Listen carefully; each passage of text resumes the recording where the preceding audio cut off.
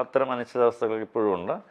But fine, അതിനകത്തൊരു എന്നാലും ഇവിടെ നന്നായിട്ട് കഴിവുള്ള ആളുകളൊക്കെ ഇപ്പോഴും വളർന്ന് വരുന്നുണ്ട്, അവർ നിലനിൽക്കുന്നുണ്ട്.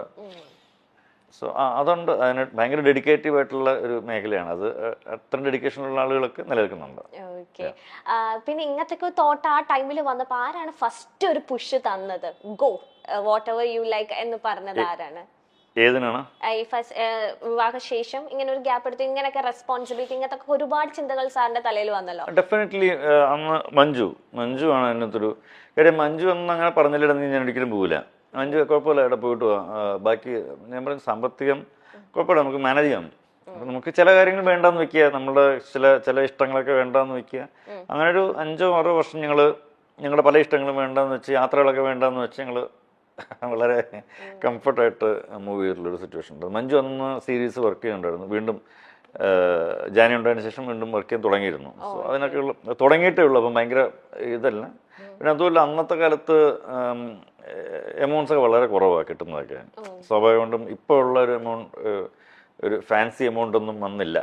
അപ്പോൾ അതിൻ്റെയൊക്കെ ഭയങ്കര ബുദ്ധിമുട്ടും കാര്യങ്ങളൊക്കെ ഉണ്ടായിരുന്നു. ആ ബുദ്ധിമുട്ട് ഇപ്പോഴും നമുക്കുണ്ട്. അല്ല ഇപ്പൊ എങ്ങനെയാ സാർ ഇപ്പൊ സേവിങ്സ് ഒക്കെ ചെയ്യാറുണ്ടോ? എങ്ങനെയാണ് സാറിന്റെ? ഇതിന് ഫ്ലക്ച്വേഷൻസ് എപ്പോഴും വരും. ഞാൻ ഭയങ്കര ബിസിനസ്സുകാരനല്ലാത്തതുകൊണ്ട് ആയിരുന്നില്ല, പക്ഷെ ഇനി അത് കുറച്ച് ചെയ്യണം. ഒട്ടും ബിസിനസ്സുകാരനല്ലാത്തത് കൊണ്ട് തന്നെ അത്തരം സേവിങ്സും കാര്യങ്ങളും ഡെഫിനറ്റ്ലി ഞാൻ ചിലപ്പോൾ അതിനകത്തൊരു ഭയങ്കര വലിയ പരാജയമാണെന്നാണ് എൻ്റെ വിശ്വാസം. പക്ഷേ ഞാൻ ജീവിതത്തിൽ അങ്ങനെ പരാജയപ്പെടില്ല എന്ന് ഉറപ്പിച്ച് വിശ്വസിച്ചുള്ള ഒരു കൃഷി ആയതുകൊണ്ട് തന്നെ ഞാൻ അങ്ങനെ പിന്മാറാൻ തയ്യാറല്ല. Definitely I make something. സ്വയം ഭയങ്കര കോൺഫിഡൻസ് ഉള്ള വ്യക്തിയാണോ സാർ? ഉറപ്പായിട്ടുമാണ്. ഈ കോൺഫിഡൻസ് ഓവർ കോൺഫിഡൻസ് ഇല്ല, പക്ഷെ എന്നിലുള്ള കഴിവിലും എന്നിലും ആ ഒരു വിശ്വാസം ചെയ്യാൻ പറ്റുമെന്ന് ഉറപ്പുള്ള കാര്യങ്ങൾ നമ്മൾ ഉറപ്പിച്ച് പറയും, അത് ഞാൻ ചെയ്യുകയും ചെയ്യും. ഓക്കെ. ഇങ്ങനത്തെ തന്നെ സാറിനെ പോലെ തന്നെ അല്ലെങ്കിൽ ഇത്ര കോൺഫിഡൻസ് ഉള്ള ഒരു വ്യക്തിയാണ് പൃഥ്വിരാജ് സുകുമാരൻ. ഉറപ്പായിട്ടും എന്നെക്കാളും കൂടുതൽ കോൺഫിഡൻസ്. രാജുവേട്ടന് പറയുന്ന കാര്യങ്ങളെല്ലാം എന്നെക്കാളും കൂടുതൽ നന്നായിട്ട് ബിസിനസ് അറിയുകയും ചെയ്യാം. അതെ, സത്യം. പറയുന്ന കാര്യങ്ങളെല്ലാം കറക്റ്റ് ആയിട്ട് നിങ്ങളുടെ ആ ഒരു ഗിവ് ആൻഡ് ടേക്ക് എങ്ങനെയാണ്? ഇപ്പൊ ലൂസിഫറിൽ സാറ് പറയുന്നത് nothing else, he knows me well, I know അത്രേ ഉള്ളൂ, നത്തിങ് എൽസ്. ഉറപ്പായിട്ട് മനസ്സിലാവും. അത് പല സെറ്റ് ഞാൻ പല ഇന്റർവ്യൂസിൽ ഇത് തന്നെ പറഞ്ഞിട്ടുണ്ട്. ചില ഷോർട്സ് ഒക്കെ കഴിഞ്ഞിട്ട് എൻ്റെ എക്സ്പ്രഷൻ കാണുമ്പോൾ രാജുവിന് മനസ്സിലാവും രാജു ഒരു 1 മോർ, അല്ലെങ്കിൽ എനിക്കത് ഓക്കെ ആണെന്ന് കാരണം രാജുവിന് മനസ്സിലാവും ഓക്കെ. പിന്നെ നമുക്ക്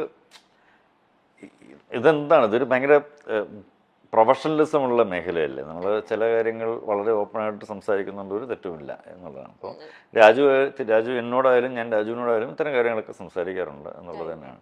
അതിപ്പം രാജു മാത്രമല്ല കേട്ടോ, മേ ബി മോസ്റ്റ് ഓഫ് നമ്മുടെ എല്ലാ ആക്ടേഴ്സിനോടും നമ്മളങ്ങനെ സംസാരിക്കുന്നുണ്ട്. ഇപ്പം ജയസൂര്യ വന്നാലും ജയസൂര്യ ഞാനോട് നല്ല സുഹൃത്ത് ബന്ധമുള്ള വിഷയമാണ്. അതിൽ പലരുമായിട്ട് ഇന്ദ്രജിത്തുമായിട്ട് ഇതൊക്കെ ഇന്ദ്രജിത്തിനടുത്തൊക്കെ ഇത് പറഞ്ഞ ചെറുതായിട്ടൊന്നിങ്ങനെ നമ്മുടെ ഒരു ഇന്ദ്ര എന്ന് വിളിച്ചിട്ട് പറയാൻ പോയി ഓക്കെ. ഇപ്പൊ ഇങ്ങനെ ഒരു വൈബ് എപ്പോഴും നമുക്ക് അങ്ങോട്ടും ഇങ്ങോട്ടും കിട്ടും.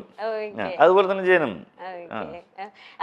സാറ് പറഞ്ഞ കേട്ടിട്ടുണ്ട്, എന്റെ ഒപ്പം ഏറ്റവും ആദ്യമായിട്ട് വന്ന ക്യാമറ ചെക്ക് ചെയ്യാൻ വേണ്ടി വന്ന ഡയറക്ടർ പൃഥ്വിരാജ് സുകുമാരനാണ്. ഇപ്പോഴും ആള് തന്നെയാണ്? വേറെ ഡയറക്ടേഴ്സ് വന്നിട്ടുണ്ടോ? അതിന് മാറ്റം വന്നോ? രണ്ടുപേരെ കൂട്ടിച്ചേർക്കാറായോ? അല്ലല്ല, അതെന്താ അറിയാമോ, അതൊരു ഭയങ്കര ഡെഡിക്കേഷൻ. ഇപ്പൊ എനിക്ക് വളരെ മുമ്പ് ഞാൻ ക്യാമറമാൻ ആവണേക്ക് മുന്നേ ഞാൻ 2009 കണ്ട സിനിമ ചെയ്യുന്നത്. എനിക്ക് വേണമെങ്കിൽ 2005-ലോ 2006-ലോ സിനിമ ചെയ്യാം, അല്ലെങ്കിൽ ചിലപ്പോൾ 2002-ലൊക്കെ സിനിമ ചെയ്യാം. ഞാനത് ചെയ്യാണ്ടിരുന്നത് എല്ലാവരും എന്നോട് പറഞ്ഞിരുന്നു, സുഹൃത്ത് നിനക്ക് ലൈറ്റിംഗ് ഒക്കെ നന്നായിട്ട് ചെയ്യുന്നില്ലേ, നീ ഒരു കാര്യം ചെയ്യും, നീ ക്യാമറയുടെ മറ്റേ ടെക്നിക്കൽ വിങ്സ് ഒക്കെ അറിയാം, അപ്പം ഇത്രയൊക്കെ മതി, ഒരു അസോസിയേറ്റിനെ വെച്ചാൽ മതി. അപ്പം ഞാൻ പറഞ്ഞു, അത് അസോസിയേറ്റല്ലേ ചെയ്യുന്നത്, ഞാനല്ലല്ലോ. ഞാൻ ചെയ്യുമ്പോൾ അത് എനിക്ക് ധാരണകളുണ്ട്, ആ ധാരണയിൽ എനിക്ക് ചെയ്യാൻ പറ്റണം. അപ്പോൾ എന്ത് വേണം? അപ്പോൾ എനിക്ക് അതിനകത്ത് മുഴുവനായിട്ട് അറിയണം, ക്യാമറ ഇന്നതാണ്, ലെൻസ് ഇന്നതാണ്, എന്തൊക്കെയാണ് വേണ്ടത്, ഇതിനകത്ത് എത്ര കട്ട് ചെയ്യാം, എത്ര ഓപ്പൺ ചെയ്യാം, എന്ത് ലൂമിനൻസ് ഉണ്ട്, എത്ര മറ്റേ ആസ്പെക്ട് റേഷ്യോ എന്ത് വെക്കണം, അത് വെക്കണം. ഇതെല്ലാം അറിഞ്ഞിരിക്കുന്നിട്ട് ഞാൻ ചെയ്യുമ്പോഴാണ് ഞാനാകുന്നത്. അല്ലെങ്കിൽ പിന്നെ മറ്റേ പുള്ളിയിലേ ചെയ്യുന്നത്. അപ്പം അത് ചീറ്റിംഗ് അല്ല, ഇറ്റ്സ് നോട്ട് ഗുഡ്. അപ്പം അത് ഞാൻ ചെയ്യില്ല എന്ന് പറഞ്ഞിട്ട് അപ്പം അല്ലെങ്കിൽ അതുകൊണ്ടാണ് ഇത്രയും മോശം നമ്മൾ ലേറ്റ് ആകുന്നത്. അപ്പൊ ആ ഒരു പ്ലാനും ആ ഒരു കൃത്യനിഷ്ഠത തന്നെയാണ് പൃഥ്വിരാജ് സുകുമാരനിലും സാറിന് കാണാൻ പറ്റുന്നത് അല്ലേ? രാജു ഇതുപോലെ എത്രയോ ആൾക്കാർ, എത്രയോ അന്ന് രാജുവിന്റെ സമയത്ത് വന്ന എത്രയോ ആൾക്കാർ ഇപ്പോഴും അഭിനയം മാത്രം നടക്കുന്നുണ്ട്. അന്ന് രാജുവിന് ഇത്തരം ടെക്നിക്കൽ സാധനങ്ങളൊക്കെ പഠിക്കണമെന്ന് ഭയങ്കര താല്പര്യമുണ്ടായിരുന്നു. അപ്പോൾ എല്ലാ ക്യാമറയുടെ അടുത്തും പോയി നോക്കും, പിടിക്കും, എന്താ ചെയ്യുന്നത് നോക്കും, ഷട്ടർ ആംഗിൾ കട്ട് ചെയ്ത് എന്താണ്, കട്ട് ചെയ്തില്ലെങ്കിൽ എങ്ങനെയാണ്, അപ്പോൾ കട്ട് ചെയ്ത് കാണിക്കുമോ. ഇതൊരു കൗതുകമാണല്ലോ എപ്പോഴും, നമുക്ക് എന്താണ് അറിയേണ്ടത്, ഒരു കൗതുകമാണല്ലോ. ഞാനിപ്പോൾ തെലുങ്ക് ഒരു 4-5 സിനിമ വർക്ക് ചെയ്തു. എനിക്കിപ്പോൾ തെലുങ്ക് അത്യാവശ്യം കുഴപ്പമില്ല, പഠിക്കാനും പറയാനും കേട്ടാലും മനസ്സിലാവും, വായിക്കാൻ അറിയില്ലെന്നേ ഉള്ളൂ. ഇനിയിപ്പോൾ ഞാനത് ആ കൗതുകത്തിന് ഞാൻ വായിക്കാൻ ശ്രമിച്ചാൽ ഡെഫിനറ്റ്ലി എനിക്ക് പറയാൻ പറ്റില്ലേ, എനിക്കറിയാൻ പറ്റും. ഞാൻ വായിക്കാൻ ഇതുവരെ ശ്രമിച്ചിട്ടില്ല, അതുകൊണ്ട് എനിക്കറിയില്ല. പക്ഷെ വായിക്കാൻ ഞാൻ ശ്രമിച്ചാൽ എനിക്കറിയാൻ പറ്റും.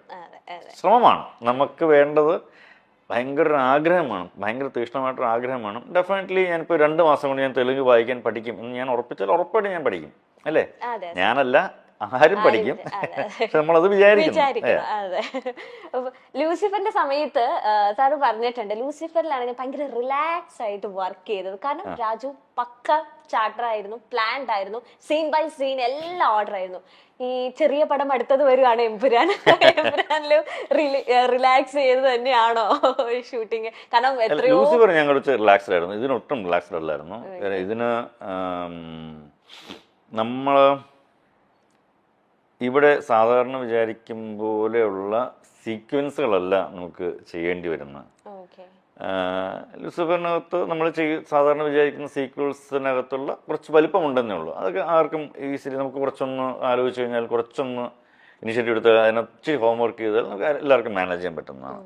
പക്ഷെ ഇത് അത്ര പെട്ടെന്ന് മാനേജ് ചെയ്യാൻ പറ്റുന്ന സീക്വൻസുകളും സിറ്റുവേഷൻസും ലൊക്കേഷൻസും അല്ല.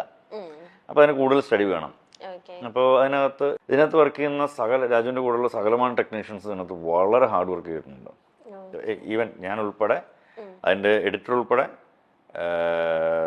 അതിൻ്റെ അസോസിയേറ്റ് ഡയറക്ടർ വാവ ഉൾപ്പെടെ, അസിസ്റ്റന്റ് ഡയറക്ടേഴ്സ് ഉൾപ്പെടെ, നിർമ്മൽ എന്ന് പറഞ്ഞ ക്രിയേറ്റീവ് ഡയറക്ടർ ഉൾപ്പെടെ, എൻ്റെ കൂടെ വർക്ക് ചെയ്യുന്ന ഏകദേശം ഒരു 10-12 ആൾക്കാർ ഉൾപ്പെടെ, ഇത്രയും ആൾക്കാരുടെ ഭയങ്കര കോർഡിനേഷൻ ഇല്ലെങ്കിൽ ഇത് അങ്ങനെ അത്ര പെട്ടെന്നൊരു ഒരു ഒരു ഒരു വർക്കൗട്ട് ചെയ്തെടുക്കാൻ പറ്റുന്ന പ്ലാൻസ് അല്ല ഇതൊന്നും. കാര്യം നമ്മൾ ഇതുവരെ അങ്ങനെ ശീലിച്ചിട്ടില്ല, ഇതുവരെ അങ്ങനെ കണ്ടിട്ടില്ലാത്ത കുറച്ചധികം കാര്യങ്ങളുണ്ട് അതിനകത്ത്.